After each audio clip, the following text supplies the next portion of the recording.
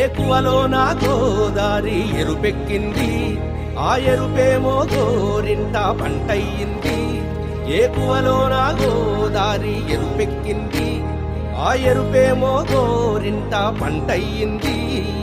పండిన చేతికెన్నో సిగ్గులొచ్చి ఆహా సిగ్గంత చీర కట్టింది. చీరలో చందా